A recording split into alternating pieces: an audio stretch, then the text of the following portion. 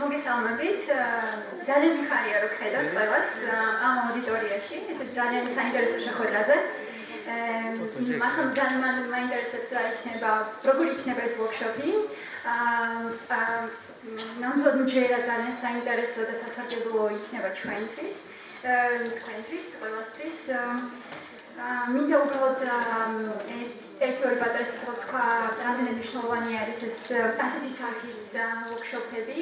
არა მარტო უნივერსიტეტის, არამედ ინდივიდუალურად თქვენთვის, როგორც კვლევარებისთვის, როგორც ადამიანები, რომლებსაც აქვთ შესაძლებლობა და კომპეტენცია წარმართონ მნიშვნელოვანი კვლევები, განსაზღვრონ იმპაქტი, თავისი მოღვაწეობის იმპაქტი და ასევე წარმოიჩინონ როგორც ექსპერტები თავის დარგში, მსოფლიოში, არა მხოლოდ საქართველოში, არამედ მსოფლიოში. ძალიან მნიშვნელოვანი არის.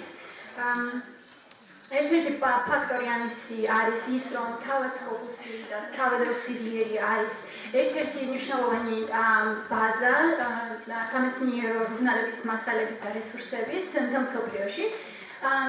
მისი როლი ბოლო დროს კიდევ უფრო გაიზარდა.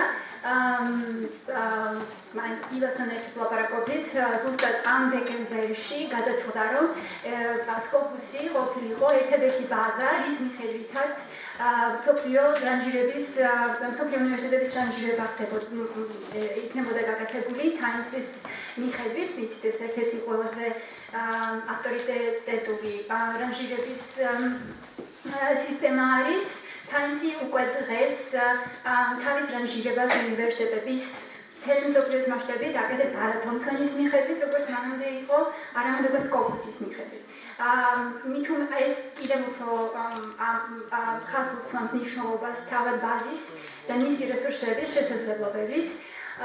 იმიტომ რომ ჩვენ უნივერსიტეტი და თითოეული თქვენგანი უნდა მათ თქვენ უნდა გქონდეთ თქვენი იმპაქტი და ეს იმპაქტი უნდა ჩანდეს არა მხოლოდ საქართველოში, არამედ მსოფლიოში.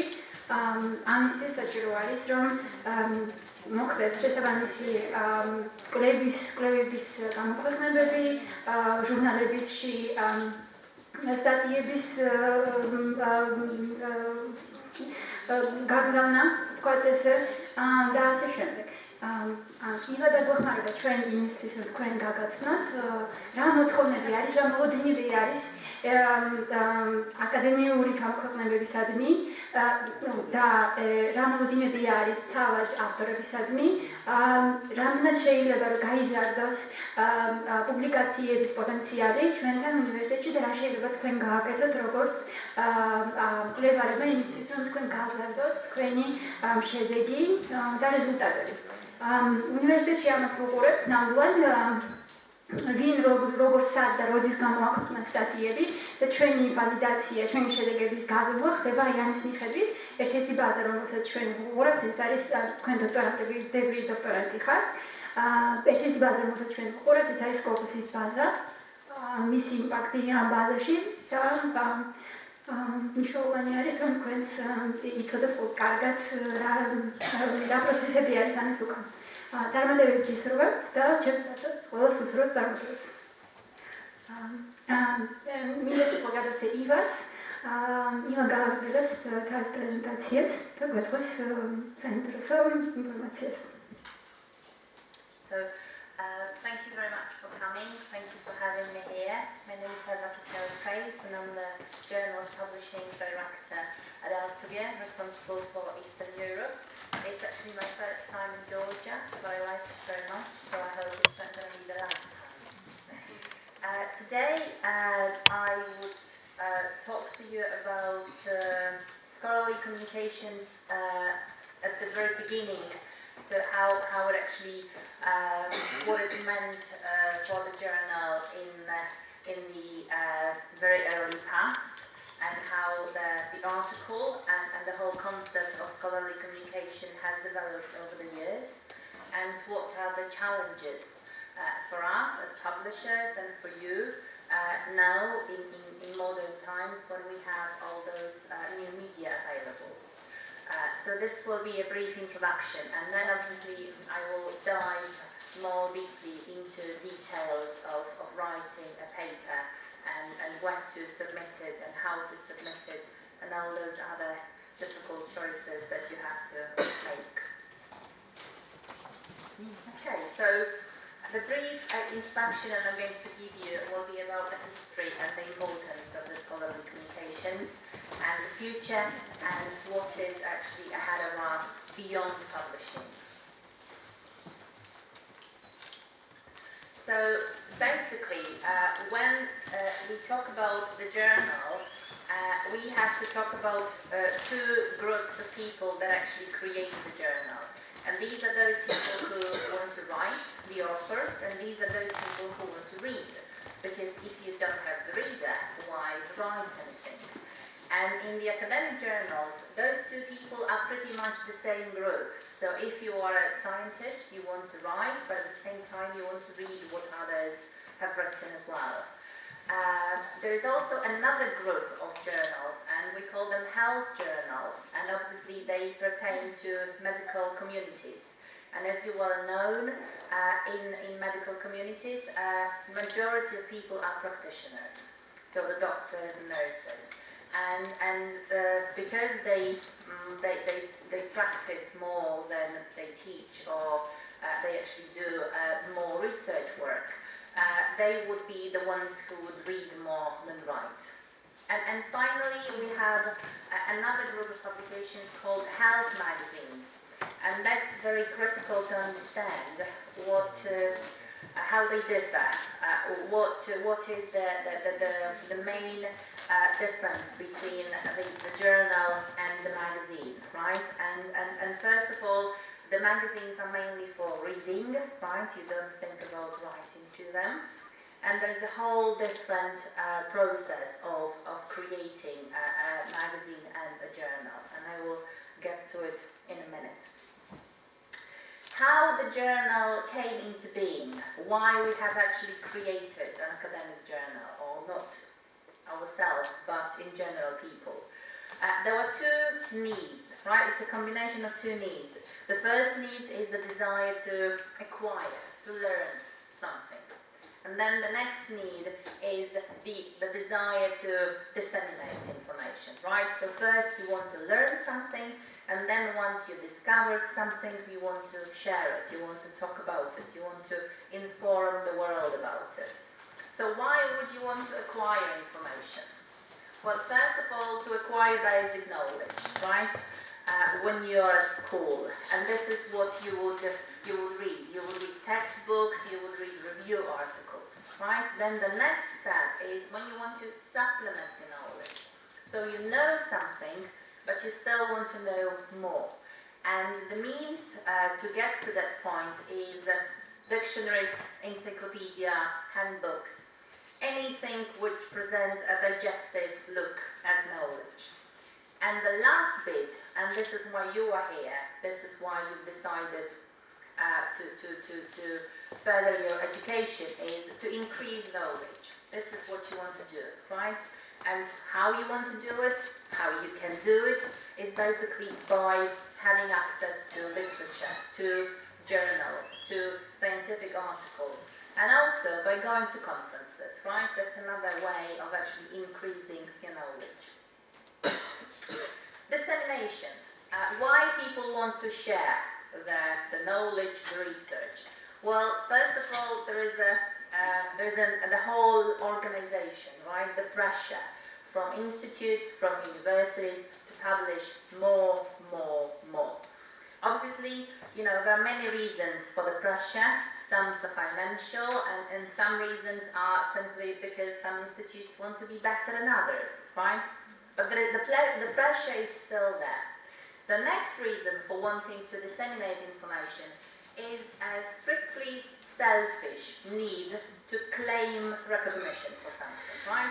So once you work hard on an article, you haven't done it to put it into that drawer and not to tell anybody about it. You basically want to share it. You want to be recognized for your hard work. Writing an article is also a way of building your peer recognition. So the more you write, the more your name is well known, and basically you establish your reputation. So that's the way of building your career.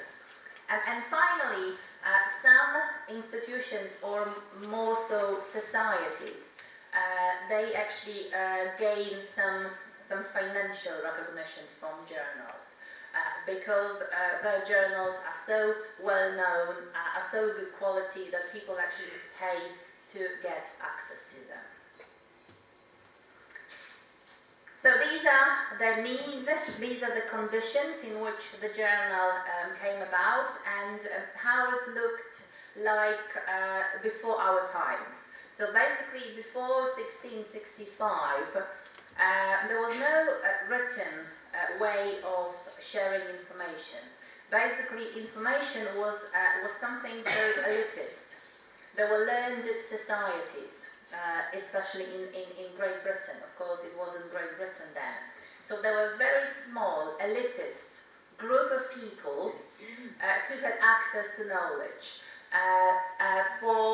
For somebody who did not come from a good family, getting to a circle of scientists or learned people, as they were called then, it was almost impossible. So basically, the transfer of knowledge beyond those people did not exist. They met, they talked about it inside themselves, they discussed issues, but they did not share it with other people. It all has changed with the arrival of the first journal, and that was in 1665. These were the philosophical transactions of the Royal Society, British Society. And the first editor, Henry Oldenburg, he actually came up with the idea of asking the members of the society, first of all, to write their thesis, whatever they wanted to say, and then he actually asked other people to comment on those articles. And that was the beginning of peer review. And after the whole process finished, they would publish in writing those first papers, compiling them into a journal. So that was actually quite a milestone. Now when you think of it, simple. But back then it was a huge groundbreaking event. Then we move on to 1900, and another important time or moment for journals was the explosion of the scholarly communications. And why? Because there was a diversification of disciplines, right? So there were many disciplines that came up, and also mass production, right? That was possible due to mass production. And back then, the growth of journals was 7% per year. 7% per year. Is it a lot? Is it not? We will find out in a second. So basically, what came from this first journal were the establishment of 4 main functions of what the journal should serve.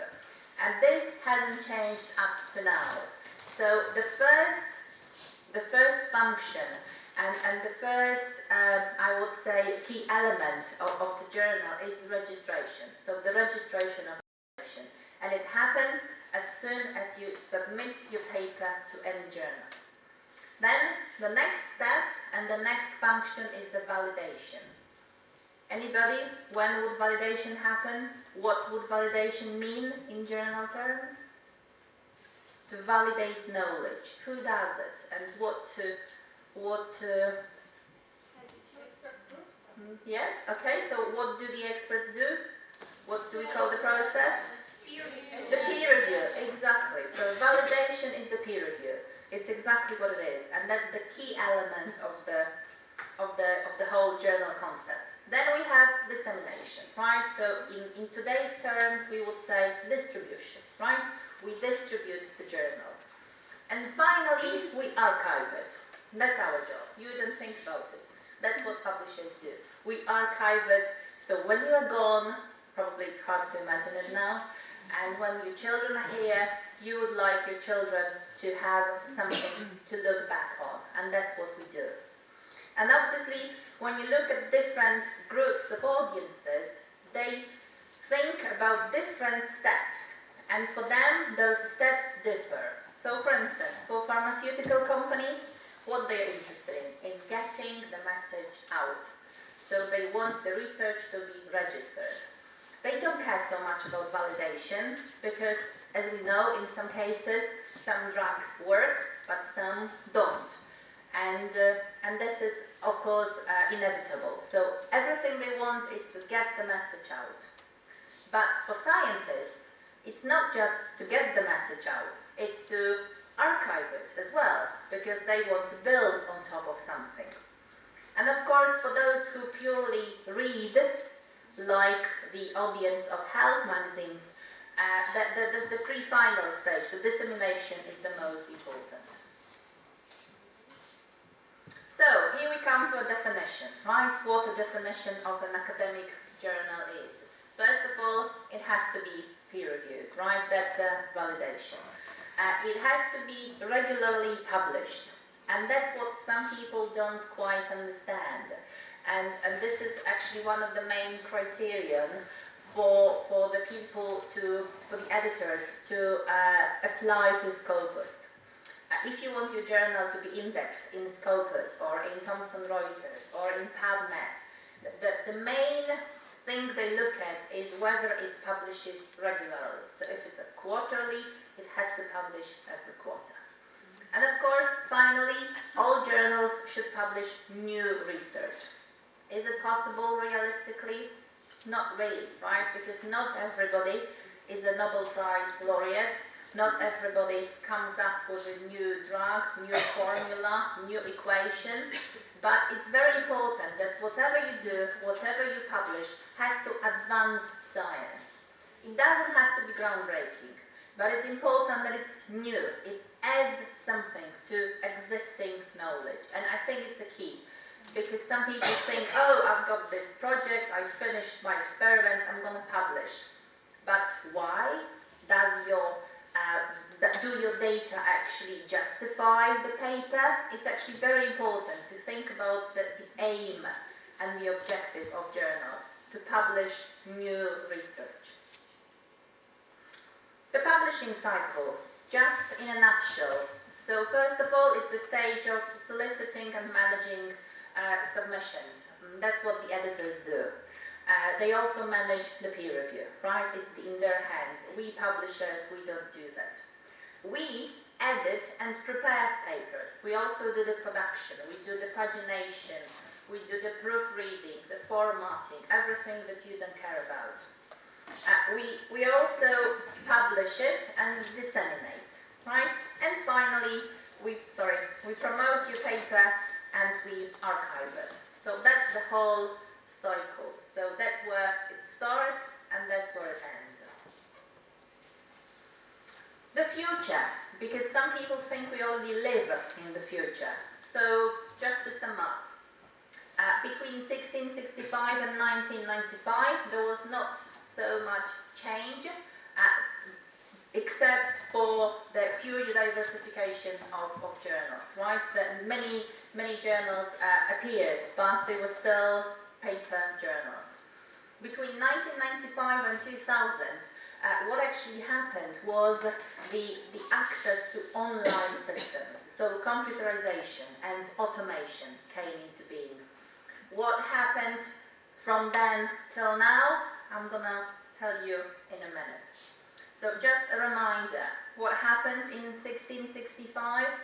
The first journal was set up, right, by Henry Oldenburg, who was the founding editor. It coincided with the advent of the Gutenberg publishing press. Obviously, it made the paper version of the journal possible, and somehow it also is related to the origins of my company, which has been around here since 1580. Of course, it changed hands, but we are quite old. We've been around for hundreds of years now. I've told you that the growth of journals then was 7% per year. And if you think that now there is too much information, look, back in the 18th century, they have already complained that there were too many journals. So this problem with having too much information has been here forever. It's just a question of, your lookout, the perspective from which you are looking at it. Okay. So, what happened from 1995? The production has been computerized, right? The dissemination has been made electronic. You've got all those online platforms. We have Science Direct, but you've got Springer, you've got many other publishers. They all publish online, right? The paper copies are actually in decline. Electronic submission systems came to being around 2000 as well. We have EES or EVIS. Other people have Scholar Link or whatever you call them. But basically you don't submit paper copies anymore. You submit an electronic file. So what does it mean? What actually it means for you, right? Basically it means a faster, more efficient process. But we are still talking about the paper, right? We think about a journal article as a paper version. And what has changed the perception? What has happened since then that we have to think differently? The growth of articles. Look, the growth of articles in the last 5 years has doubled. So we are not talking about 7% growth per year. We talk about 18% of articles, new articles per year. So imagine that the amount of new information coming your way, and your life has not changed. The daily still has 24 hours. And what are you going to do with it? How are you going to decide what is important for you, what you want to devote your time to? So, we have now computerization, automation, and systems approach. What else has changed that people want to know more? The concept of knowledge-based societies. And I don't know if it's familiar to you, but now it's actually being very, very popular, and it's being adopted by many countries, and luckily, I would say. The best example would be South Korea. I don't know, 20 years ago, I don't know if you have actually heard about South Korea, probably not, apart from the fact that the country like that exists, right? What has changed since then?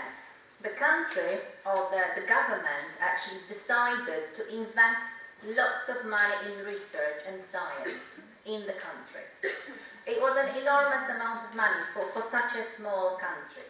And how it actually benefited them. I pass through your city and I see LG everywhere, Kia on the streets, Daewoo on the streets. It's amazing how investment in knowledge translates into well-being of the country, how the country has managed to develop. It actually surpassed Japan in terms of electronic equipment. Japan used to be the power, right, of new media, electronic and musical equipment. Now, South Korea has absolutely dominated the market, and the same goes for the car industry. And it all happened, it was all possible due to the change of thinking. So no oil-based societies, no coal-based societies. These are resources that will end sooner or later. But if you invest in knowledge, this will never ever fail you. Because with knowledge you can innovate, you can introduce new concepts, you can really help your society. And as I said, South Korea is the best example. It is possible. What it means for us and for you. We need to look at knowledge and research from a completely different perspective. How we can help you absorb and learn in a quick time, I would say, and also to be able to dig exactly for the information you want without having to read tons of other papers that are now available. An example from genomics. the discovery of the construction and the structure of human genome. It consists of 2 billion base pairs of the genome. I mean, how can you even present it in paper? How would anybody even look at that? Who would have time to go through this? Another example. In 2010, there was an outbreak of swine flu. I'm not sure if it got to you, but it was quite scary.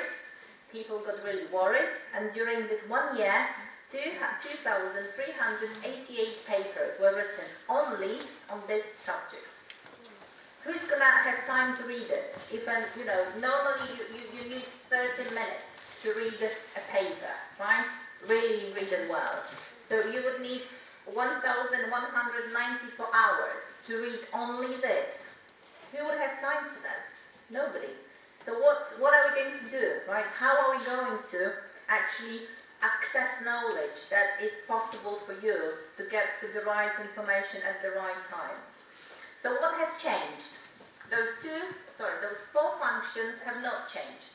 So the registration, validation, dissemination and archiving is still important. But what has been added? The curation and the aggregation. So how can we cure the knowledge and the research you produce, and how can we aggregate it so that if you need to read about one particular thing, you know exactly how to find it. You don't have to dig through, millions, tons of papers and other information. New format of articles, right? We and other publishers are now experimenting with interactive articles so that you don't have to read everything, you can only click on the items that are interesting to you and then click through to other papers and other elements. Data mining. In geology, right, it's the data mining geofacets. So how can we connect the knowledge we have with the geographical location and how we can put the two things together. Applications, right? Mobile applications are everywhere now, right? Scopus is another way of making it easy for you to get to the information you need, to the right details that you actually need in the quickest possible time. Mobile applications, I said, now everybody has an iPad or a mobile, it's not a problem anymore, right? Atlases in an electronic format, nobody carries those bricks under the arms anymore, right? And 10 years ago, it was the norm, and right now you have everything online, so you probably don't even think how quickly those things change. And who knows what's going to be in 10 years' time? I don't know. Other database for clinicians, Clinical Key, when they type in that disease and they get the whole set of information, the diagnostics, prevention, even the prescriptions, the drugs they have to use. This is what we have been working on to make life easier for you. Another thing that people thought that unthinkable, video journals. We have, I think, 10 of those, but of course there are challenges. How do you peer review a video journal? How do you send your comment as a reviewer? Do you have to video yourself? Like, how do you do this? So with all those inventions, there are so many challenges as well that you and us as publishers have to think about. We always look at the US when we want to predict what's going to happen in the future. And these are the predictions of the uptake of the mobile devices. It's not true anymore. Those numbers have gone through the roof. They haven't even managed to foresee the quickness of the uptake of mobile technology. So the pace with which the times change and how the technology, the access to new technology changes us is absolutely amazing, right? Tablet ownership, how many of you have tablets? It's nothing new now. it's just a norm, and it was, considered quite a new element even 5 years ago, and now it's no news anymore. It's a standard. So this is just to show you how quickly the publishing world changes and what are the challenges in front of us and ahead of you. And just to let you know that it may sound it may sound impossible, but the amount of changes that has happened in the last 10 years in comparison to previous centuries is absolutely incredible, and it's gonna continue. So thank you. That was the first part.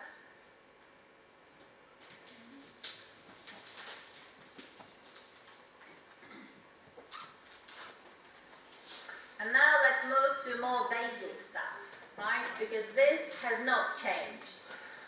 You may be asked to produce your paper in an online format, but you still need to know the basics, right? You still need to know the ground rules. So let me ask you the question. How would you define a very good scientific manuscript? And what is a bad manuscript to you, in your opinion? What are the characteristics of a good paper? According to the requirements, like the format. Okay, yeah, so some structure, yeah? Yes, a good structure. A good structure. Okay, what else? It should be correct, grammatical. Good, so the language is very important. What else?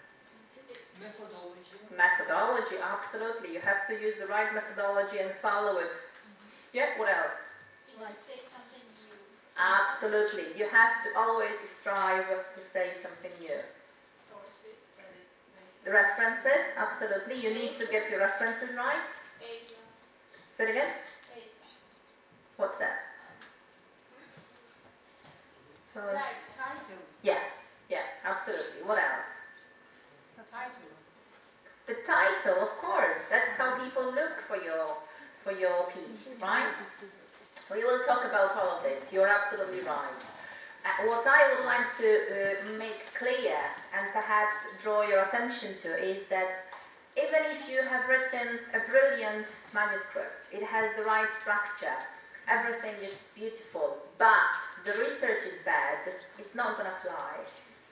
And the other way around as well. If you have written, a really sloppy manuscript, and the research is brilliant, nobody's going to notice because they will not be able to get the information. So what you really need is both, right? You need to have good research, good data, and then you need to present it well, or as best as you can. Okay, so these are the things that I will talk about in this particular part of my session. I told you briefly what a journal is, right, and what is not. So first of all, it needs to have a peer review process. This is absolutely critical, right? And why it's so critical? Because peer review is this filter to separate good science from bad science. It first of all should tell you, as an author, whether your article is valid, scientifically valid, whether it's significant, and first of all, original, right? That's what the peer review is for. Peer review has been around for over 300 years, right? So it's a very old process and the system. I know that there are probably people in this room that will have complaints about the peer review. It has its flaws. It's not perfect, but it's like with marriage. People complain about it, but they haven't found a better solution for people to live together. And it's the same with peer review. We know it has its flaws. We know it's not perfect. We know it depends on people's goodwill. But so far, it's the best way of evaluating research that the humanity has invented. So I'm afraid we have to live with it, and we have to learn the rules. And takes time. It takes time, absolutely. And now with the amount, with the number of new journals, it's gonna even lengthen. It's not gonna become quicker. It will unfortunately become even longer. That's the prediction. That's actually my favorite slide about peer review because it summarizes, it functions in two key parts. The first one is the filtering, as I told you. And I know that some of you may take it very personally when you get, criticism, when your paper will get rejected. But believe me, it's for the good of the science. It may not be for the good of you in this particular moment, but in general, the whole concept is to advance science and to make sure that only really valid, original, and significant research is published. And the second function, which is probably what you should embrace, is the fact that peer review is here to help you improve your paper. And I don't know how many times I have to stress this, but I am a firm believer, and I know it for a fact, that there are many, many papers that when they were submitted in the first original format, they were absolutely unacceptable. But thanks to reviewers who took the time to guide the author through one revision, second revision, third revision, sometimes even fourth revision, and at the end of this process, a really good paper came out. So have faith in reviewers and do not treat them as those people who block your access to publications. Of course, there are such people as well. People are people. But most reviewers, they really make the effort to improve your paper, and you should really embrace it. That's what the review process looks like. Just for me to understand, how many of you have already published one or two papers? How many of you know the process? Okay, fine. So most of you don't. Okay. So let me just spend a few more minutes on this slide. So what actually happens? First, you, as an author, submit your paper. Usually you do it online, and you get an email from the system that your paper has been submitted and it's awaiting a decision. The paper is checked initially if it has any kind of real problems like lack of, for instance, files or lack of very basic information. But if the information is there, it gets assigned to an editor. An editor looks at the paper and decides whether it's suitable for the journal. If it is, then the editor would assign reviewers. A standard number of reviewers per journal is 2, but there are times when there are 3 reviewers, or if a paper is controversial, there may be many more reviewers as well. But in a standard process, your paper would be sent out to 2 reviewers. The reviewers have to agree whether they have time and whether your paper sounds interesting to them. And of course, whether they feel experts in the field. Because the whole concept is that not just anybody can review your paper, but it has to be somebody who is an expert in this particular field. And sometimes this takes time. So please be patient if you don't hear from the editor quickly, because finding reviewers can also be time consuming. Once they are happy to review your paper, they say yes, and they are usually allowed between 2 to 4 weeks to review your paper. Some need more time, some go on holidays, some forget, and they have to be reminded. So the process can actually become longer and longer and longer. Sometimes it takes up to 8 months. I know. But if you have found the right person, sometimes it's worth waiting for his or her opinion, because she may be the one person that will actually help you, or he. So once they have found the time to look at your paper, they provide their comments. And they do it in a very structured way.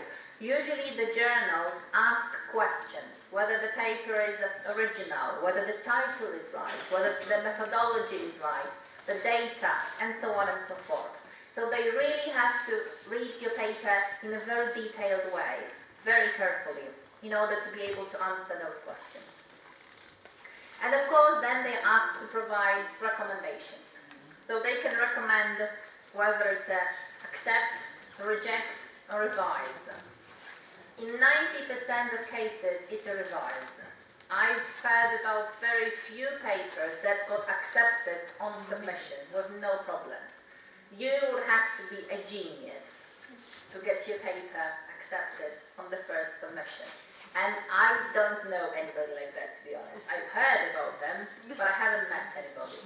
So it's absolutely normal that you will get a revision. One revision, 2, 3, 4, as many as it takes. Of course, you can get rejected, and you have to live with that as well. But what's important is that you will receive reviewers' comments. So you will know what went wrong, what you have forgotten to add, or what you have misinterpreted. And those comments can be very valuable to you when you want to resubmit the improved paper somewhere else.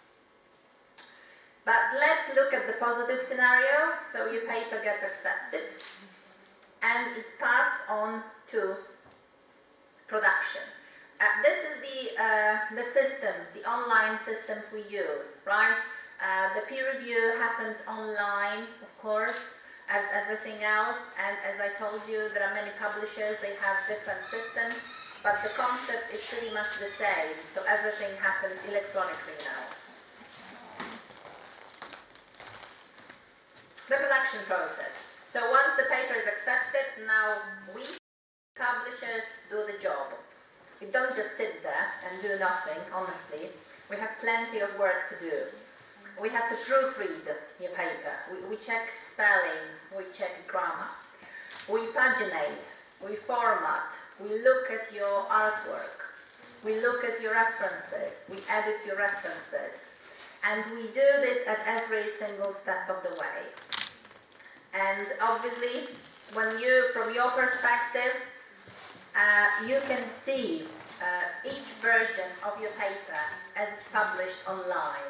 So you can actually monitor us and you can tell us if we have made a mistake, for instance. Because everything is automated now and available online, your final, absolutely final version is stored electronically. We have something called electronic warehouse. It's a huge space, virtual space. I think we have 7 servers all over the world, so that if one gets shut down, we've got backup, so don't worry. We've had them all over the world. We've got them in the US, in Asia, in Europe, so you are safe. And from this moment, you can decide. You can decide whether you want to publish your article only in an electronic format. And right now, 2 formats are most popular, which is HTML and PDF, or you still want the printed version. As I said, the printed version, the printed copy is in decline. We publish very few copies. I would say that on average we publish maybe 20 copies of journals. The exception is the health societies, so the medical societies that own journals. They usually ask us to publish more paper copies, but that's mainly to do with advertising, because of, pharmaceutical companies advertising. They still want to see the ads in paper. But academic journals in sciences, for instance, in humanities, in social sciences, they are published only online, I'd say. That's what happens to your paper. It gets published first as article in press, and then in the final format like that, right? So this is what you will see at the very end of the production process. You will see it with the journal name, the cover, the title, and everything else. So this is how the final publication looks like. And as I said, right now we publish the journals mainly online for the efficiency of the process. It's much quicker. And you can do a lot more with the online version of the journal, right? You can store it you can index it, you can send it to your friends. It's much quicker than having, a paper copy and, making 0 copies. How could you do that? Probably not possible. Okay, so what do you need to do before you even start thinking about writing a paper? First of all, as I said, you have to answer this question in your head. Do I have something interesting to say? And it's not just my decision, it's the field's decision. Do you think that whatever you are going to say is going to progress, advance science? And that's a key question you always have to keep in mind. And if the answer is yes, hopefully, you have a choice. You have a choice in formats, in how you are going to structure your article. So, you can present something new, original results, and we hope that this is going to be the more frequent choice. You can also rationalize and refine or reinterpret previously published results. This, I'm afraid, requires experience. So this would be your next step of your scientific career. And finally, when you are very old and wise and experienced, you can write review articles, right? When you summarize a particular field and you add something from your own research. But be very careful, because those types of articles are the most difficult to write, and they do require lots of knowledge and experience. So leave them for the end of your career. And once you know that you can choose one of those 3 options, you have to think about a strong manuscript. These are the situations when you should not write, or when you should think twice. So when your report is of no scientific interest, when your work is out of date, and you would be surprised how quickly it happens. This out-of-dateness is very quick these days. When you are duplicating somebody's work, when somebody has done it, and you're pretty much going to say the same, then no point in publishing. And obviously, when your conclusions are incorrect. I know it's difficult to judge that sometimes on your own. That's why it's good to actually, have a senior advisor to look at your data and say whether it's correct or not. Okay? But let's go back to the positive scenario. You have a strong manuscript, and what it actually means. A strong manuscript should be clear, it should be useful, and it should be exciting. People should want to read your manuscript, right? It should not be boring. It should not be a chore. It should be an exciting task. As somebody said from the first row, it has to have a structure. So it has to be written in a logical manner. And finally, the message that you want to contain has to be easy to grasp. And why? Why you say it has to be easy to grasp? We are scientists, we are all intelligent, educated, we should get it. Well, yes and no. Imagine that people are busy and they don't want to spend hours to finally get your message. They want to grasp it right at the very beginning, because this is how they will decide whether they want to continue with your work. And also, please bear in mind that, editors and reviewers are human beings. They can be tired, they can have a bad day. They usually have day jobs, and they do the editorial work after. So please respect that those people actually do that on top of other duties. I have editors, very busy editors, who can do the job on the journals between 5 and 7 a.m. And that's the time they devote to being an editor of a scientific journal. Why? simply because they say the family is still asleep. I haven't gone to work yet, so I don't have all the work problems in my head. This is the only time when I have clear head and I can do some constructive work on the journal. So please respect that some people will get up at 5 to look at your paper and make it worthwhile for them. Not necessarily. The editors, they are not always paid, and peer reviewers are never paid.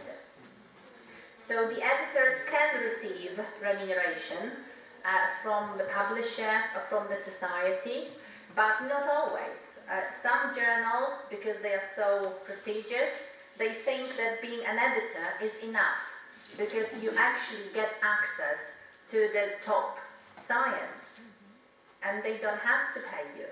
So these are different things, and peer reviewers are never paid.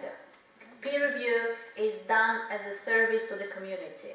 It's basically done on the assumption that if you do this to somebody else's paper, they will treat your paper in the same way. Why? You can ask why. Why not? Of course, there were initiatives to pay reviewers, but then the question comes up, what kind of reviews will they present? If they are paid, maybe they would produce more positive reviews. Maybe the judgment would be biased because they would like to get more money from this activity. So it's a very delicate issue, right? How can you remunerate people for doing this kind of work? And who should pay them? Publishers, societies, authors? So you get into those very sensitive discussions. Is it a community work? Is it something they have to do? For now, they do it as community work. And that's why you should really, really respect that they take the time to review your paper. Okay, so you want to write the paper. You have a choice between 3 main types. Of course, there are more types of papers, but these are the 3 main ones. There is a conference paper. There is a full-length article, original research article. They can be called different names. And there is a review paper, or a perspective. How are they different? A conference paper, by definition, it's written for a conference. You basically write your paper, you submit it to a journal that publishes proceedings from a conference. And in the meantime, hopefully you go and present your data during this conference. Why would you write a conference paper? Why it's good for you? Can anybody tell me? Why it's worth writing conference papers? You can go to the conference itself and listen to other papers. And Absolutely. Yeah, absolutely. Yeah. You're networking, you get to know new people, you're promoting yourself. And face-to-face communication in this. Absolutely. You learn how to actually interact with people as well. get feedback from the presentation. You can get feedback, you can improve your paper. What else? To travel? Just kidding. To travel. You get to travel, of course. Why not? Any justification, if it's good for you, if it works for you, that's fine. I mean, you need to find the motivation for yourself. What else? Encouragement. But it's not a real article. It's not, but at least your name is out there, right? You get yourself some publicity, right? I think in conference paper you can write about your opinion, your idea, and No, it's still a scientific paper. You should keep your opinions away. You still have to present facts. But it's a preliminary stage. So you have not perhaps completed your experiment. You are halfway through, but you know that you are on to something. And this is what you are trying to say, that I'm in the middle of something, and I believe this will have such and such consequence. No opinion, just facts. Facts in your data. Well, you're getting feedback and then you can improve your... Yes, we mentioned that. Yeah, well, thank you very much for rephrasing it. it's also important for you to claim that territory. So, for instance, if you go to a conference and you think that there are many other people working on the same topic, once you have published it as a conference paper, you are the one, the first, to claim the topic. So nobody else can then come and say, oh, you have been first. You may have been, but I have published first. And you'd be surprised, it's very important in science world. The competition is high, you can never imagine. So being first to claim the territory is very important. Full article. The full-length article or original research article, there are many names, are the most common articles. It's the most common type of communication. You should have, as many of them under your belt as possible. It's typically 8 to 10 pages long, 5 figures, 25 references, and you write it for a specific journal. So you don't write your paper and then look for the journal. No, you write the paper having a journal in mind. And I'm going to tell you why in a minute. It's a good way to build your career. So the more papers, the more original research papers you have, the more solid your reputation as a scientist is.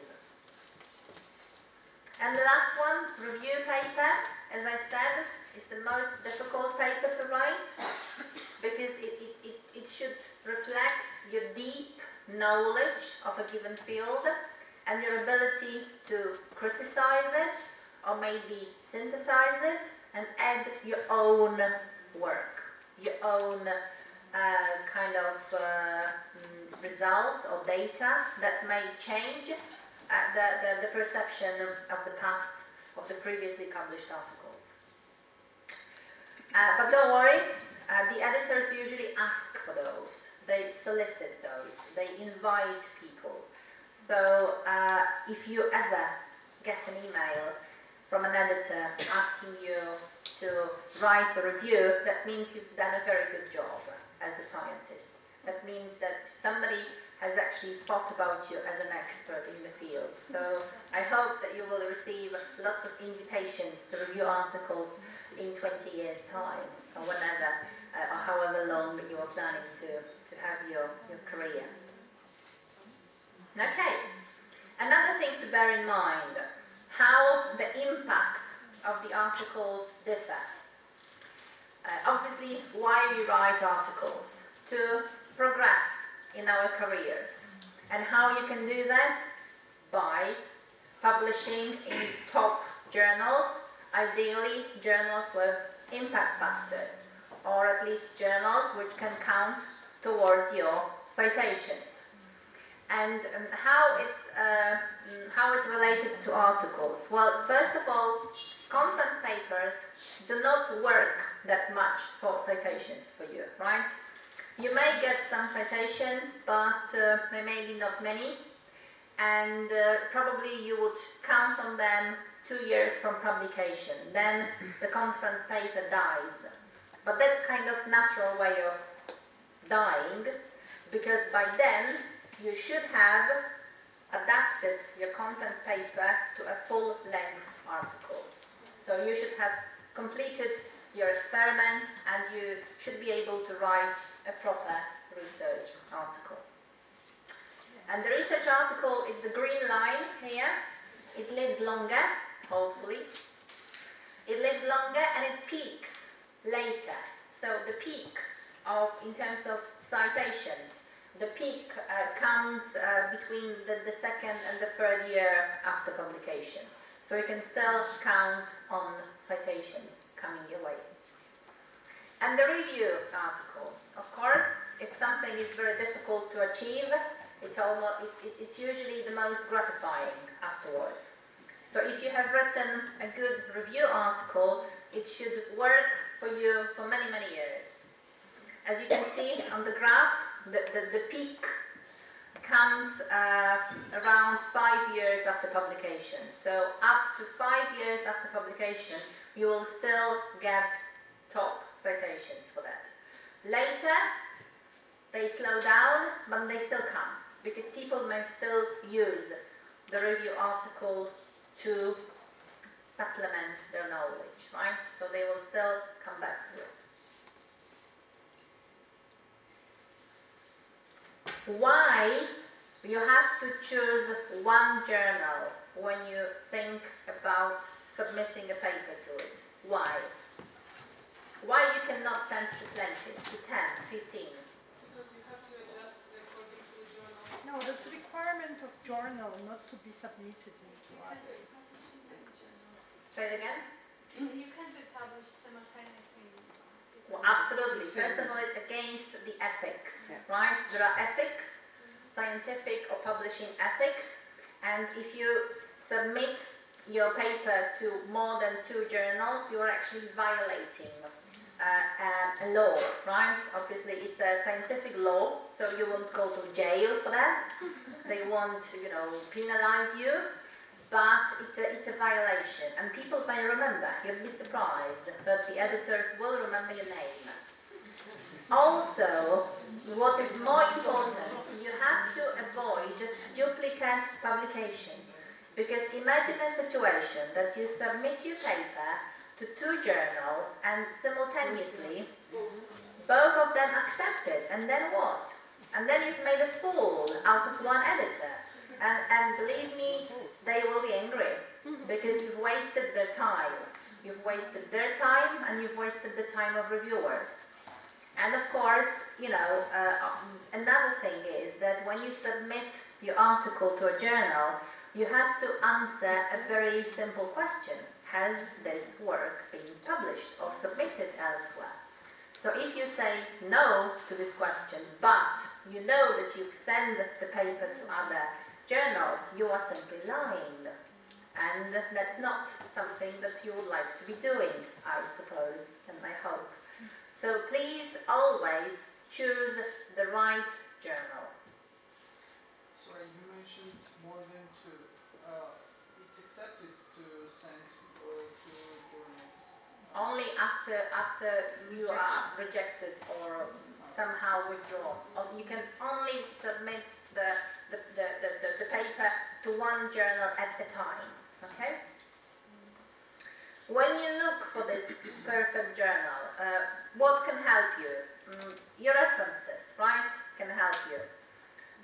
If you read publications in the field, and for instance you read 1 or 2 favorite journals, you may think of submitting your paper there, right? Be careful of phishing. What is it? There are many fake journals or fake editors or fake publishing houses who send out those spam messages asking for your submissions.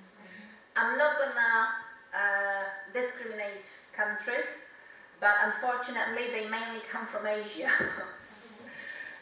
There's some mass production of journals going on there, and you have to be very careful because those people can steal your ideas. They will look genuine. You think, oh, it's an interesting journal, I may submit a paper there. Never do that without checking. You always have to check whether such a journal exists, whether such an editor exists. Because what happens, those companies, people, whoever they are, they take real people, they use the real names, and they steal their identities. So they claim that they are Professor X, Y, and Z. They create email accounts, so when you check the name of the professor, oh fine, he's a good guy, a known scientist. But an email address may have nothing to do with this guy. So what I would normally advise you is always check. Either call or email the person and ask him, have you actually sent this email before responding to such campaigns? Why do you need to check carefully and why do you need to identify the target journal? Because you want to know whether the journal is peer-reviewed, whether the audience is right for your research. Do you need a journal with an impact factor, or is it just important for you to get published? Do you need to get your decision quickly or not? And all those questions you will find answers to on journal homepages. So the best way to choose the journal is to go to your potential candidates' homepages. One more thing is important, and that's the last bullet. It's very wise these days to check what is the journal business model. Is it a subscription journal or is it an open access journal? Why? Because of course in a subscription journal it's the reader who pays to get access to your published research. But in the open access model it's you who pays. And if you don't check it, you may be surprised when you get accepted and when you get an invoice asking you to pay $1,500 or even more. And then you say, whoa, I don't have the money, I didn't know. Well, who cares? You submitted the paper, now pay. So always check. And nowadays the open access is a very popular model. So check if you can basically afford to publish in a given journal. As I said, the best way to check all those things are journal homepages. These days, every journal has a page in the internet. So it really takes 10-15 minutes of your time to click through the web page and to find out all this information. Another source of information is Guide for Authors. Guide for Authors will always tell you what types of articles are acceptable, how to contact the editor if you want to clarify something, what are the specifications for your artwork, how long the paper should be, what kind of language to use, and so on and so forth. So I can never stress this enough. Look at the Guide for Authors, because then you avoid your manuscript being sent back, or many revisions as well. That's how the standard Guide for Authors looks like. So there are clear sections, you can click on them, you can easily find the information you need.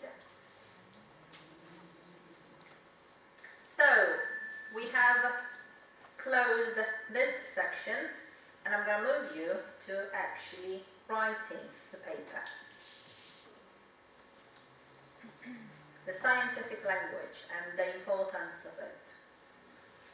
Why the language is important? It should be readable.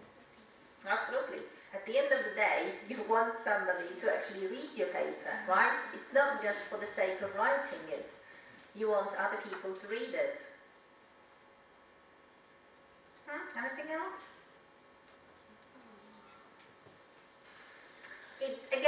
It comes down to people. You have to remember that, they are not machines, right? They are human beings and they will read your paper.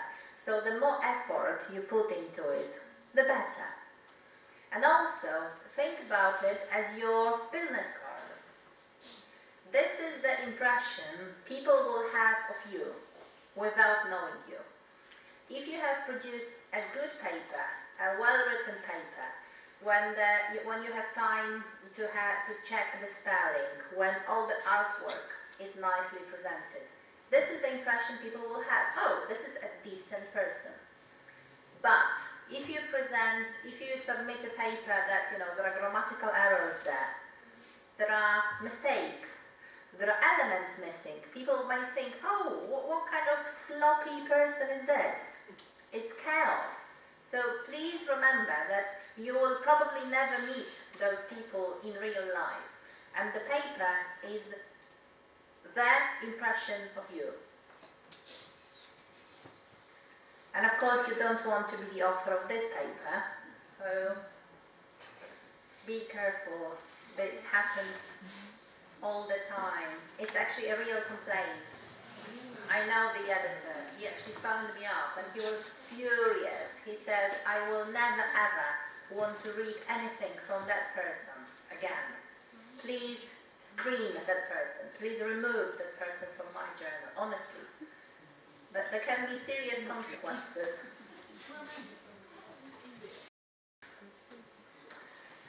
question we get to ask a lot. Do publishers correct the language? Yes, we do. We do provide help, right? We can do editing, we can do translating for you. Some services are paid for, some services are free, but, as I said earlier, at the end of the day, it's your paper. You are responsible, you are the author, and think about what you are sending, because it will reflect on you, not on us. What do? We provide language editing services if English is your not first language. We provide graphics services, technical screening, what have you. And nowadays things are possible quicker thanks to internet. So if you need some services, you can check, for instance, our website, but any publisher pretty much offers the services. Scientific language. It's not that difficult to write the paper. You just have to obey a few rules. The first rule is try to construct your sentences in a simple way. Short, simple sentences. Another common problem are tenses. People think that if we have, I don't know how many now, 16 or 19 tenses in English, they have to use them all. They have to show they know them. Please don't do that. 3 basic tenses is fine. Remember that your main message is to communicate, not to show off. You need to communicate. Inaccurate grammar. Pay attention to what you write and how you write it. And of course, mixing languages. I know that it happens that you submit an abstract to a local conference or submit some graphics material to a local conference, and then you use it in your paper, and then you may forget that the caption is in Georgian or Turkish. Doesn't matter. But it will matter later. Please pay attention that all those little things are taken care of. As I said, short sentences, 1 idea per sentence. Forget about multiple sentences. They don't exist. Forget about them. Why? This is the example. This is again a real paper. Believe it or not, it's 1 sentence. Oh my God. To be honest, I don't think the author even knows what he was trying to say here. I think he's forgotten by the time he's written that. And this is how you can improve it. Chop it to simple sentences. Really chop it. 1 idea per sentence. And it always works, honestly. It will never fail if you stick to simple sentences.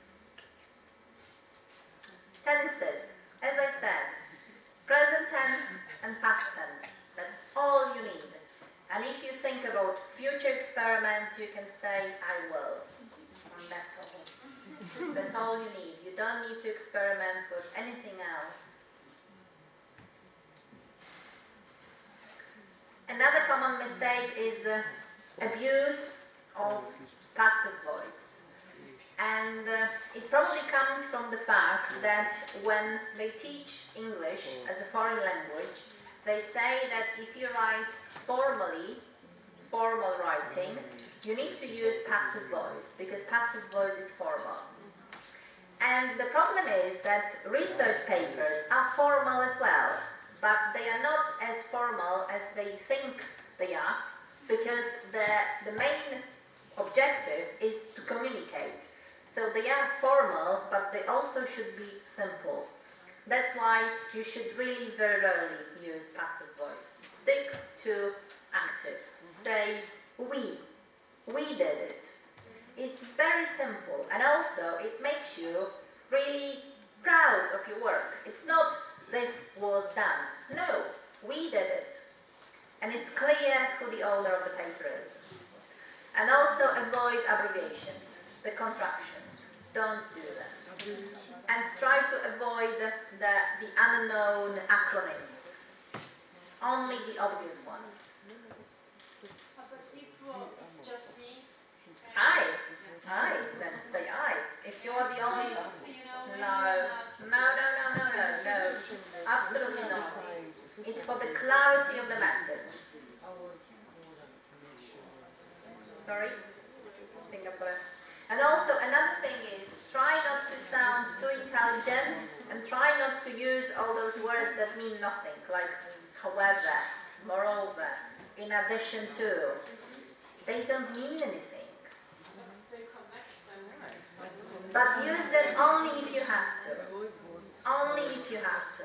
Okay? If you have a contradictory idea, right? You can say this happened, however, we also found this. This makes sense. But if you're using them only to make your writing look colorful, don't do that. Another idea is try to use, that's the principle I've always lived by. Try to use the language, the vocabulary you feel comfortable with. You know, you speak. Try never to use the words you don't know. Forget about dictionaries.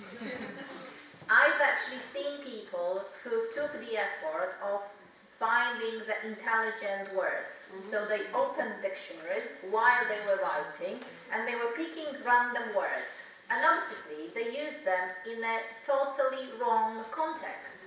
They meant well, but the outcome was ridiculous because you've never used those words. So how would you know when to use them? So really, even if your vocabulary, you think that your vocabulary is very limited, stick to your own vocabulary, because only then may you be sure that you know what you are trying to say. If you are trying to use those fancy, long words, forget about it. You're bound to failure, and there's no need for that. And again, another comment from the editor.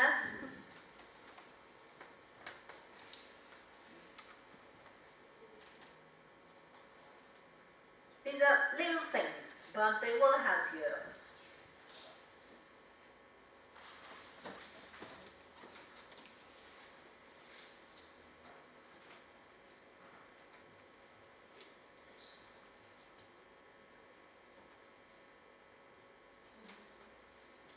Okay? Another thing I said, always check that English or any other language you write with is used throughout the paper. Look at this poor guy. It's China. He's forgotten that he's probably used artwork from a local journal or from a local publication. And the paper had to be resent. So even though there was nothing wrong with the paper, we had to send the paper back to him to correct the captions, to provide the captions in English. So remember that as well. Just to sum up, why you need the proper language?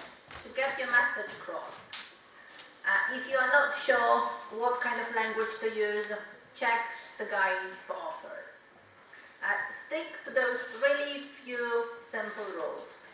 And of course, if there is somebody in your lab who is a native English speaker, if you have a friend, it's always worth sending the paper to him or to her for a check. And I know it's very difficult to ask those favors, but you can always give them something in return. You can babysit the children, you can wash their car, I don't know, you can wash the windows. It doesn't matter, but it can really help you to get feedback from a native speaking person. And it's really worth making friends with them. Even if it's a very kind of transactional friendship, it still counts, because it will help you a lot. Okay, the final part, the structure. How do you build up your article properly? Again, the first place for you to go to check the structure is the guide for authors. The structure of the journals is usually pretty much the same, standard for all journals, but it may happen that some journals may have their own characteristics or their own requirements. That's why it's always good to go to the guide for authors check. In general, each paper is composed out of 3 sections, and each of those sections has a clear purpose. So the first section is the title, abstract, and keywords.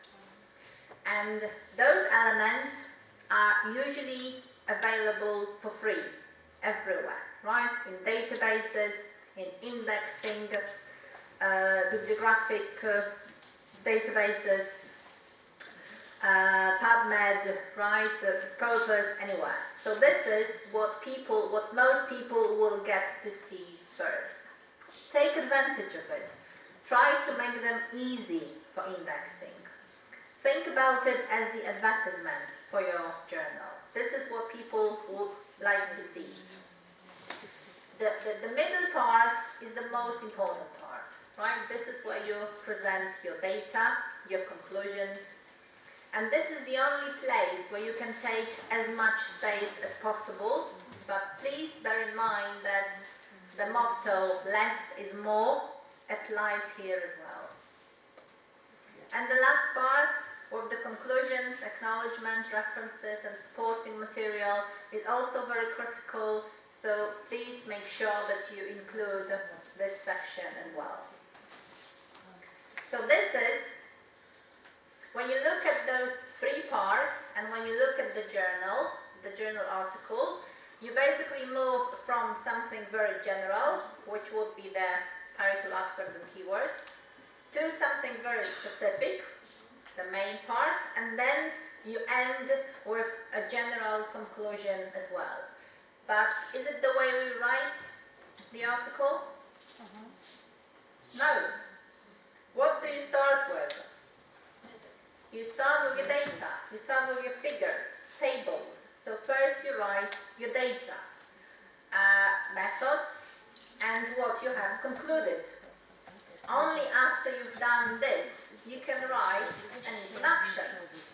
And when you have a full, almost full paper, you can think about a good title, and you can think about a good abstract.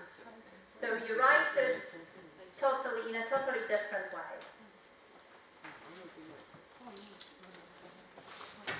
The title. The title should attract readers' attention, right? First of all, it should be very, very specific and concise, right?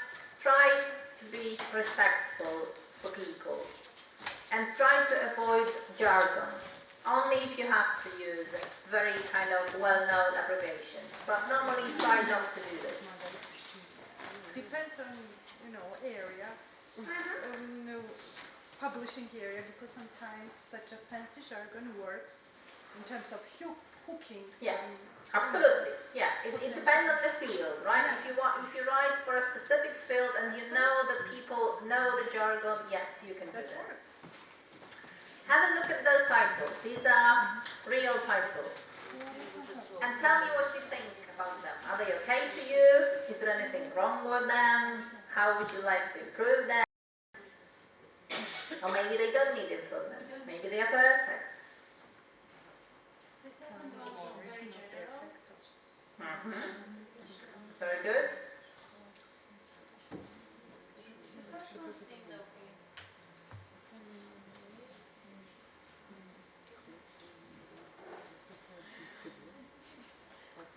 I don't know, you tell me. What was the question? Could you rephrase the question? Observation is not needed. Okay. So there you go. These are the remarks from the editor.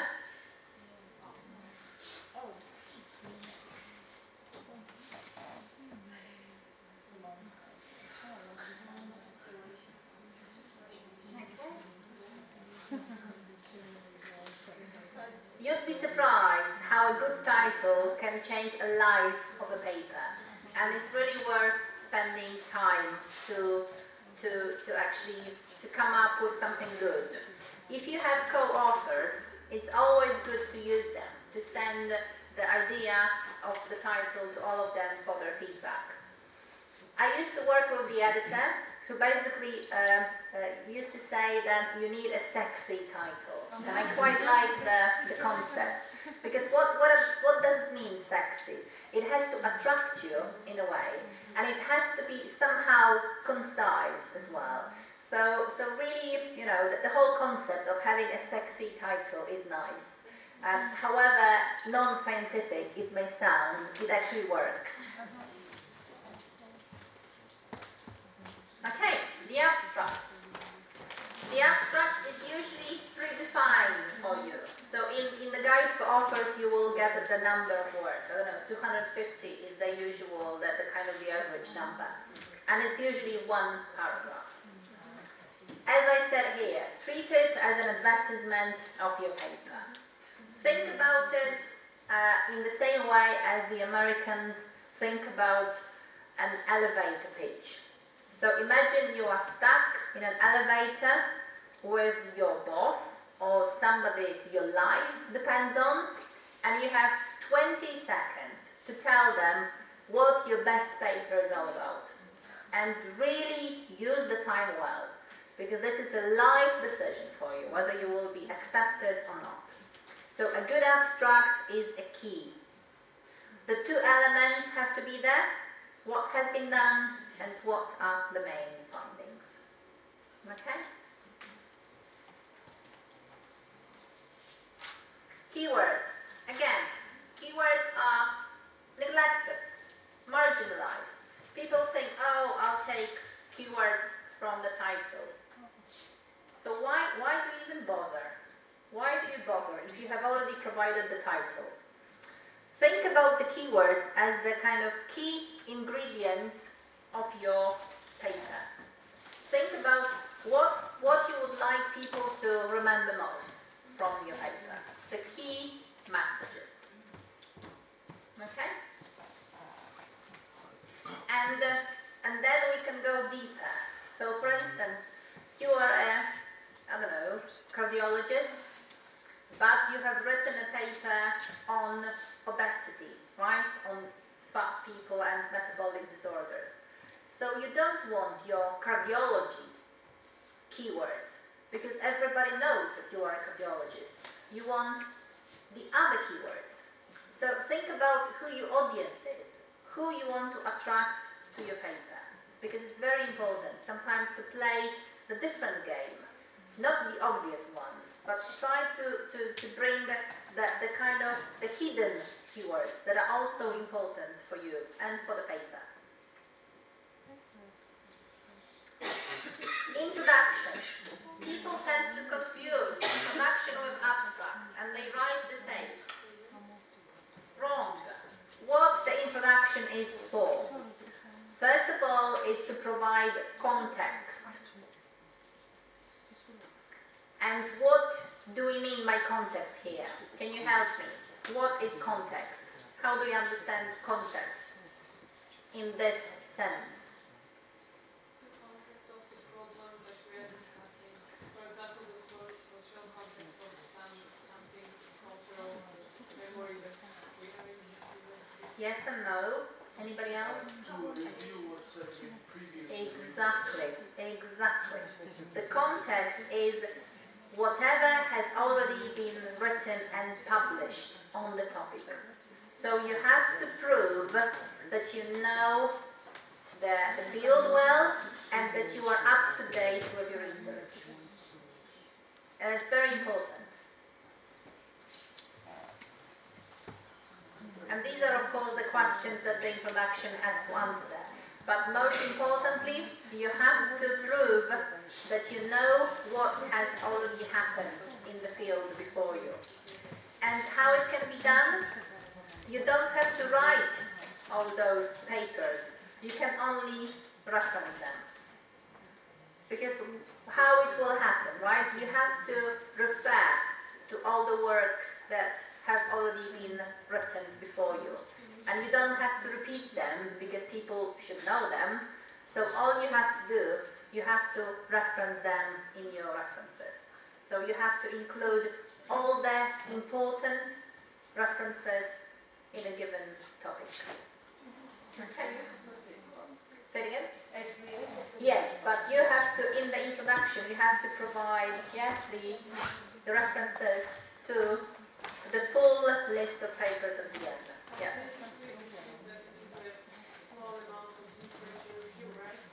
Yeah, yeah. But a lot of schools now reject the literature review. They say that it's too much and people should not waste their introduction and time. But as I said, the key, right here, you've got 8, right? 8 key. And I mean, I disagree.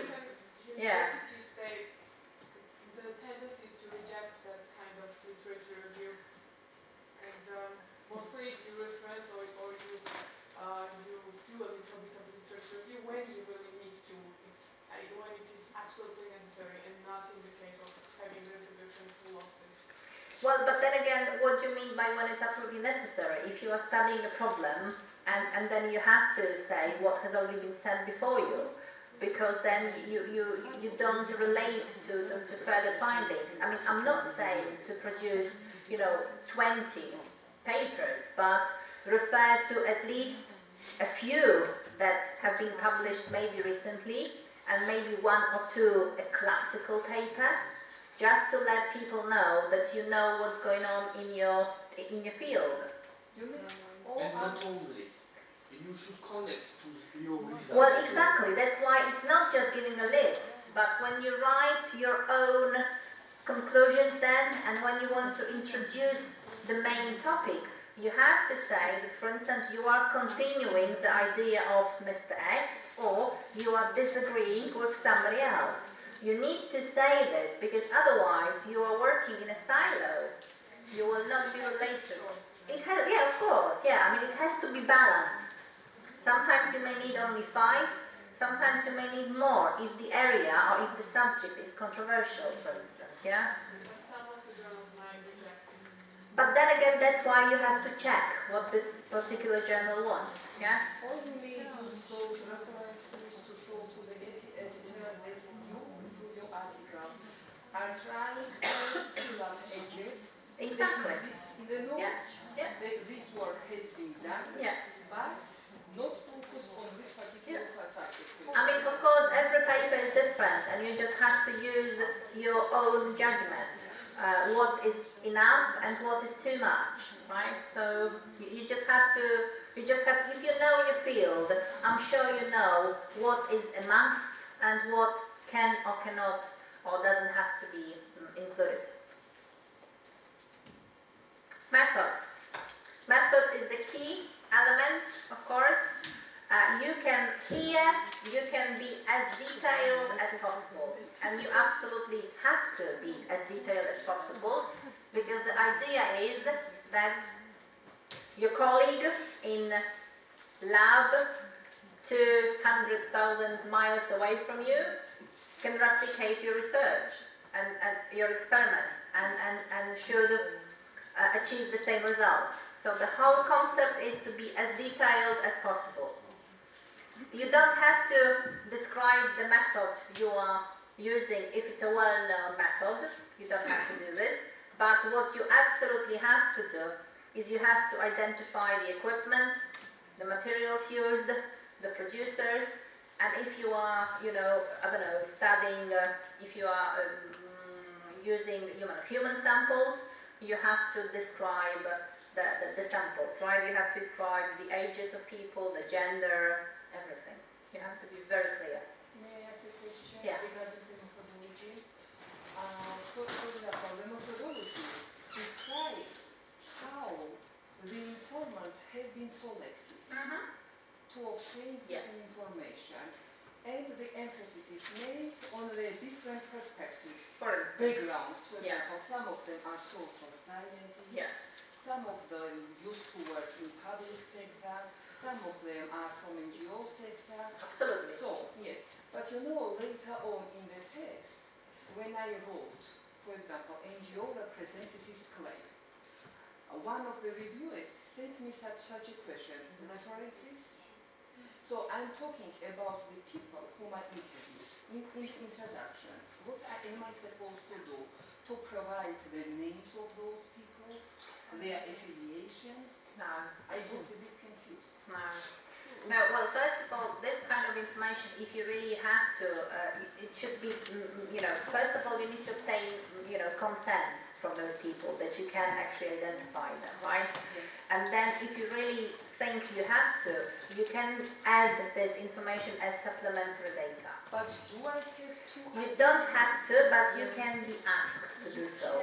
Never in the paper, but you can do it as a supplementary material. So that the reviewer, when he or she has questions, they can go back.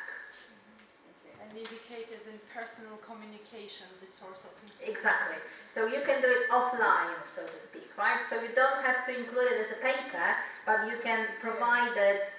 So in this case, reviewers are asking for a specific information. Absolutely. Who those Yeah. people are. Yeah.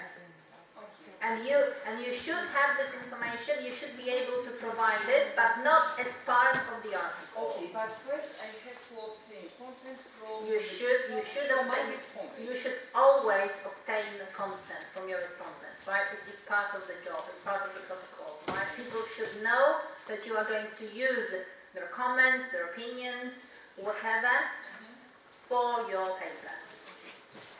Okay? Thank you. The size of the method section depends on you, right? Some method sections are very long, some are shorter. Try to put headings and subheadings if it's going to be a longer section. The results are the key elements of your paper, right? This is what you have found. This is what you have discovered.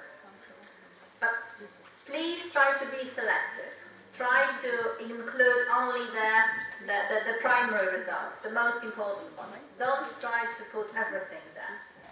Use subheadings to guide the reader.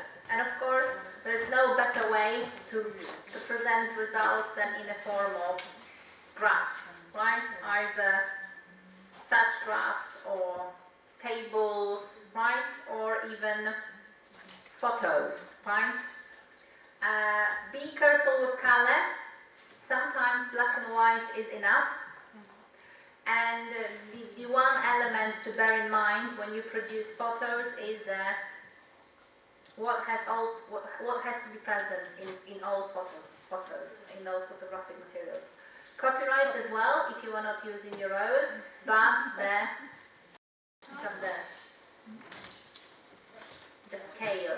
scale marker. Okay, so that people know what you are trying to say. Discussion. Discussion is the absolute heart of your paper. Without a good discussion, there is no paper. This is the main reason to reject articles, because the discussion is weak, because the discussion does not correspond to results, or because in the discussion the author somehow writes about new experiments that he or she is doing, or because somehow he or she has changed their mind about the paper. It's absolutely amazing what people put into discussions. Yeah, and give sometimes recommendation which is not. I mean, it's absolutely, it never fails to amaze me what people can do, how people can mess up their own paper with writing some complete nonsense.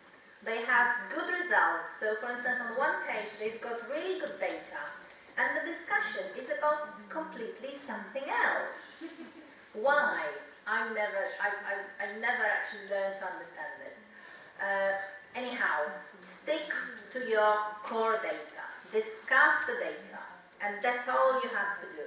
And of course, if you are building on something, you need to compare to the published results. So, for instance, you are continuing a concept, or if you are disagreeing with something, you need to put it there.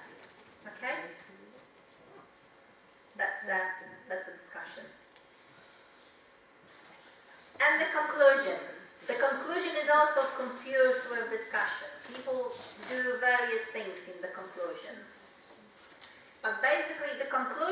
is to let people know how your work advances a given field. So whether it has something new to say, whether it actually maintains the status quo, or whether it disagrees with everything that's been said before. Whatever route you want to take, please again make sure that you are clear. And please try to justify your work. So why you think your work is advancing science in any way. And this is also a good thing to use future tense and to say that you are, for instance, going to continue your experiments. Just to let people know that there will be more papers about this coming from you. So if they find you interesting, they may look for you later. That's a sample conclusion, but it's just an example. Acknowledgements. Acknowledgement is a very important section because this is the place where you may thank everybody who is not the author. So you may thank people who helped you along the way, right? You may thank your advisors, you may want to acknowledge, or you should acknowledge financial supporters here, you should acknowledge proofreaders, I don't know, your wife, your husband, if they have helped you immensely. This is the place to do it.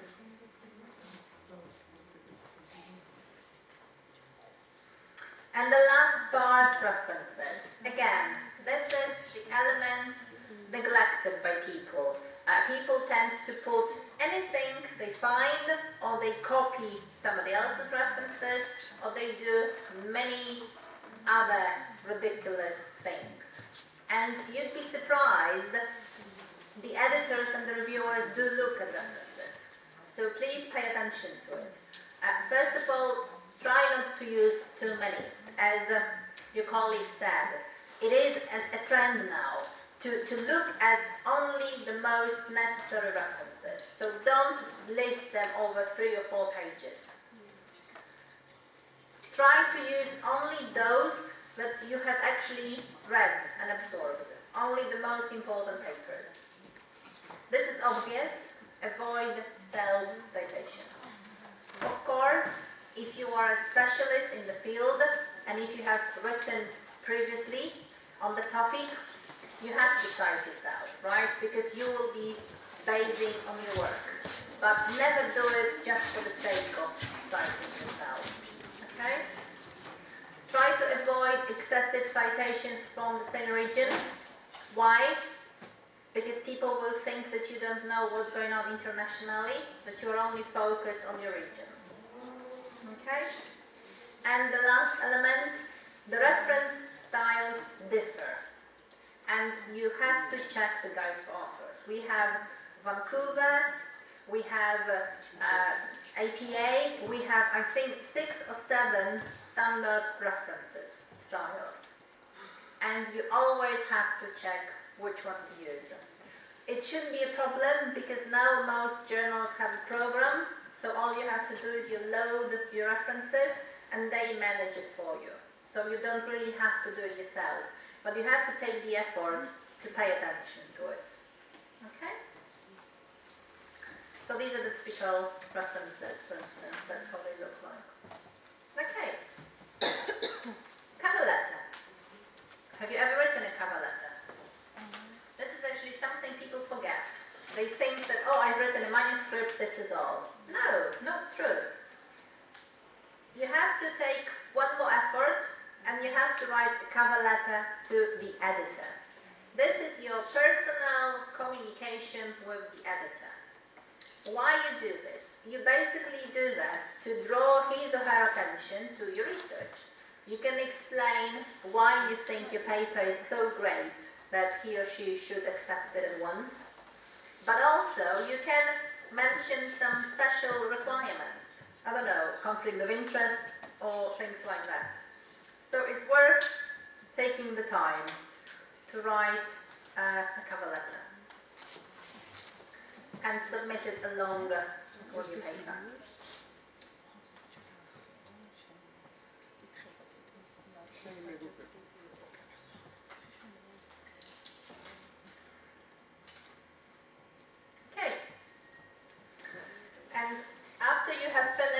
your paper, revise, read it again, and again, and again, and put it into the drawer for 2 weeks, and come back to it after 2 weeks. You'd be surprised how many mistakes you will find, honestly. Never rely on your first or second read, because you are so involved in this paper. You think it's a masterpiece. You will never spot the most obvious mistakes. Give yourself time, or if you can, ask somebody else to read it. But again, be very, very careful who you give your paper to. It has to be somebody you trust. I've actually seen examples when this person that was asked to read the paper submitted it the next day to another journal. So be very, very careful. You never know, what people are actually able to do. So please treasure your work, because I'm sure it's valuable, and this is your work at the end of the day. What happens? You submit a paper through an online system. That's how they look like, pretty much the same. Anyway, as we discussed at the very beginning, the time can vary from 1 month to 6 months or even to a year for a first decision. But if it's more than 3 months, you can always write an email to an editor and ask. I think after 3 months, you are actually entitled to ask, hey, what's going on with my paper? And you should receive an answer. For instance, we are still looking for reviewers, or the paper is under review, or I'm still working on it, right? You should receive some answer. And if you are accepted, your paper is on the way, and hopefully it will look like that, or any other paper, and you can claim credit for being an author. So that's what I wish to all of you, and thank you very much. And if you have any questions, I'm gonna take them sitting down, if you don't mind. I've already started.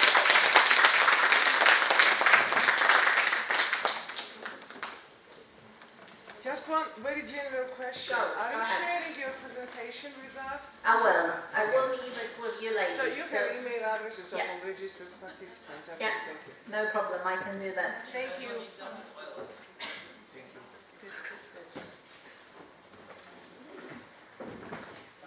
Senior year undergrad biology, brief question.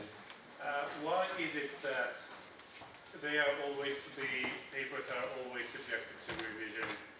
Because I picture a very sort of experienced, diligent scientist, and he gets subjected, and he has written like a dozen or two of papers, and he still gets subjected to review. So why is that? Because that's the way the process goes. The whole idea is that your idea has to be confronted with experts in the field, because what I think personally, may not be the shared knowledge or the shared wisdom. That's why, to absolutely make sure that somebody's subjective personal opinion is worth sharing with others, that's why we need usually anonymous expert opinion. It's just to be sure that your work is worth something. It's not just what you think, but what other people in the field think. To clarify, I mean that why is it not accepted right away, even if, why is it, obviously it will be reviewed, but it's always sent back and asked to be redone to some extent. But then I will have to see what kind of questions they ask, because they may have valid comments. They may not do it just for the sake of revising the paper. But as I said earlier, those reviewers may actually have some good ideas to improve the paper. And that's why they do it. I mean, I really don't think, and I don't want you to think, that people reject your paper because they want to reject it. I honestly believe that when they ask you to revise something, they mean it, and they really want to help you, because they think it may make your article richer, more, I don't know, profound, or simply you may have forgotten about one thing, and they like you to include it because they think it will interest other people. So the reasons may be different, honestly, and I would always welcome them. I know it may be frustrating, it may be tiring at some point when you have received another comment to include, but at the end of the day, it's worth doing, really. I have 2 questions. Go ahead. I don't know if people allow you to have 2, but you can have 1. The first one is about how Science Direct selects reviewers. I mean, what are the criteria you're looking for with reviewers? And the next one is regarding anonymous versus non-anonymous reviewing process. Just your thoughts or policy of Science Direct. I actually have the presentation peer review, and I always have it as a backup. If we have more time, I do the peer review because that's very closely connected. So to answer your question, Science Direct is just a distribution platform, so it has nothing to do with peer review. We do peer review via online submission system, but it's not the system that selects reviewers, it's the editors. So the editors select reviewers. It's always the editor, it's never the system. So you have, let's say, database? We do have a database, but it's always the editor that selects reviewers based on keywords. That's why when you submit the paper, you can be asked again to provide keywords on top of the ones that you have suggested. They may ask you to provide more. Or they may ask you to, some journals have like a checkpoint, and they may ask you to tick the boxes about subject areas, because then it's easier for the editor to check the subject areas and look at the database and see, okay, so I've got 5 reviewers in this subject area, 7 here, so I've got a pool. And the second question about anonymous and non-anonymous peer review. As you know, there are many types of peer review. The most popular is single blind. And what it means that the authors don't know who the reviewers are, but the reviewers know who the authors are. And it's been proven that a single blind peer review is particularly discriminating women. Why? Wow. Why? You have to ask men why. I'm not the right person to answer this question. So they started using double-blind peer review. And double-blind peer review is when neither the authors nor the reviewers know the identities. And in countries like Spain and Italy, it's improved immensely. So there must be something about knowing who the author is. So when they've introduced the double-blind peer review, the gender discrimination has improved immensely. But unfortunately, it's not so easy, because you may have very narrow fields and you simply know everybody there. So if you block their identities or not, if it's a very specific paper, you know already that it's Max or Sarah or somebody else who is writing it. So sometimes it helps, sometimes it has no difference whatsoever. And sometimes when it was done, the presentation was done during the conference, and the conference. Absolutely, yeah. And then you write a paper, and of course I know her, and so on and so forth. So it works only up to the point. Now the third one, I don't know about the third one. That's just clarification for non-anonymous review. When journal says, okay, you review this article, but your review will appear below under this article. That's open peer review, right? Open peer review, and the open peer review is actually a recent discovery or recent trend.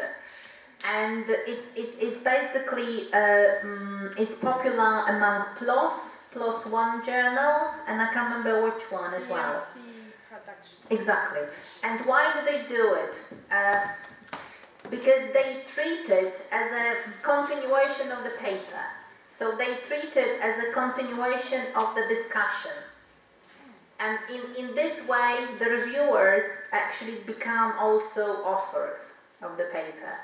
And it's like it's basically like a blog, right? So anybody can write and then it's published.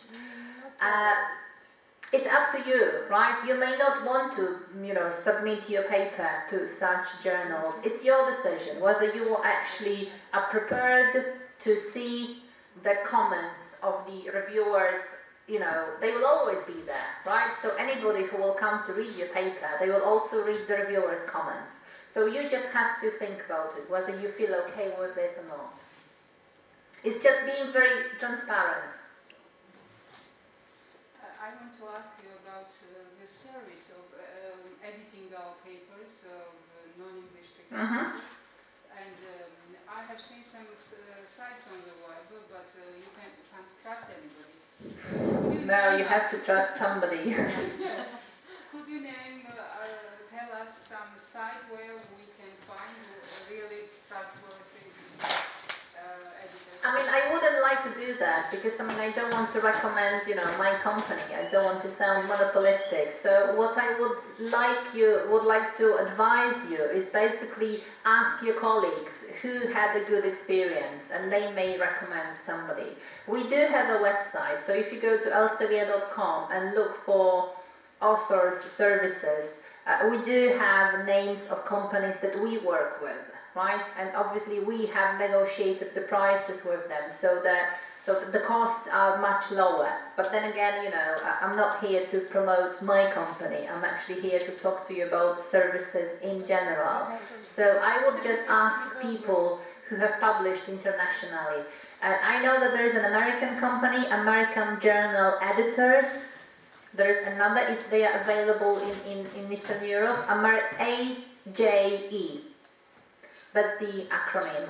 And you can look for them on the web. And I know that people use them and they are happy. So, thank you very much. Anybody else? I have a question about the journals, how to choose them. You talk about it. You said that we have to think about who are the readers. For me, it's difficult as how can I understand who are the readers? By the articles which are published there, or there may be some signs or something about it? Well, basically, who you're writing your articles for? Are you writing for people like you, or are you writing for decision makers? It's you who have to decide what kind of purpose your article is going to serve. Yes, but maybe I'm a dentist, and there are a lot of dental journals. How to choose how can I choose from there? Okay. Again, this is all very kind of specific, paper by paper, it may be different. So if you're writing a paper and it kind of covers a specific field, then I would look for a journal that is very, very narrow, very specific. But if you are writing a paper that borders on a few subjects, not just dentistry, but, aesthetic medicine, what else, nutrition, then I would look at a broad journal. If I understand correctly, I have to see the articles which we have published to understand. Yes, absolutely. Is this my journal which can be interested in my case? Yes. You basically have to know the journal quite well to be able to publish that. Yes? Yeah. In case of social sciences, sometimes it's important to know whether this journal publishes regional. Absolutely. Yeah. If the journal or just a paper does not have impact factor, cannot it be considered as a world-class journal? Because what about EBSCO-based Yeah, exactly. in this case? I mean, you see, impact factor is just one metric. It is now regarded internationally because that's the way it is. But there are many other metrics, right? And you have to remember that impact factor is not everything. And there are many other good journals out there that don't have impact factors, which are perfectly solid, peer-reviewed, good titles. And it's your decision, right? I can't help you, right? I mean, I can't tell you. Because I know for a fact that there are lots of good journals that wait for an impact factor for years. They become rejected by Thomson Reuters for no reason. They just don't hear from them. I mean, Thomson Reuters is a commercial company. It's not a pro bono institution. It's a company that has actually made its own product a standard. But who knows, maybe in 10 years' time, it's not going to be impact factor, but it will be an H index. Maybe this will be the metric.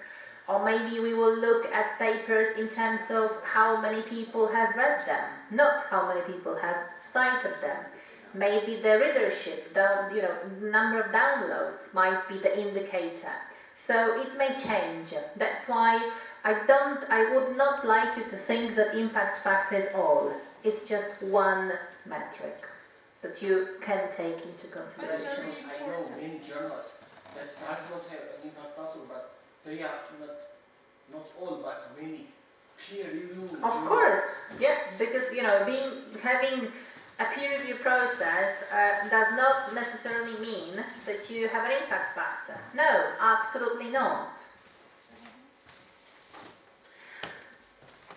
Regarding the impact factor, the problem is if you don't have, the journals don't have an impact factor, but it's not the consideration, you could not get progress and make it successful.